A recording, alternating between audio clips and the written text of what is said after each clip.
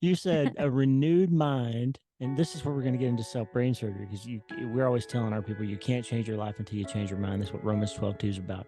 And you said a renewed mind and a faith perspective will only take you as far as your capacity to know and believe that God really is good. Susie, that preaches. Like, let me hear you talk about that for a minute. You have to know and believe that God really is good.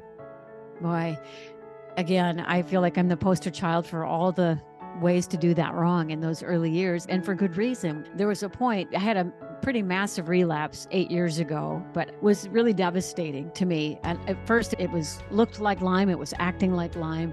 And I'm a talk radio host, and I was getting my words mixed up. My tongue was going numb. I forgot how to spell. It was serious problems. And I was getting to a point where I was bracing for impact. And I didn't really attribute that to a mistrust of God. And a friend of mine said to me, she said, Susie, when you think about God, if your default response isn't this, surely goodness or mercy follow me. Only goodness and mercy follow me all the days of my life. If that's not your default response when you think about God, she said, something in you needs to be healed and something in your mind needs to be renewed.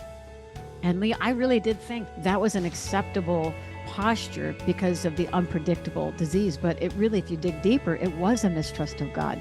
And I started to look and I thought, oh my goodness, I really deep inside am disappointed in God.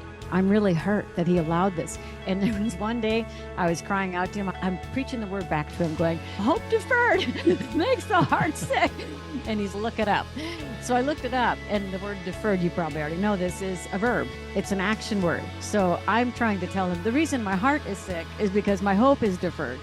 And deferred is a choice we make. It's like deferring a payment. And I was so completely humbled and confronted, and I had to repent. And I will just tell you, the enemy is always accusing God, always building a case against God. And there will be no healing or flourishing until you get this right, that he is good, that he is for you. So even when he moves in and confronts you, there's no condemnation on it. There's no humiliation on it. There's a humble invitation that invites you to heal, because you'll only be your best self in light of seeing him for who he is. Wow. That'll preach all day right there.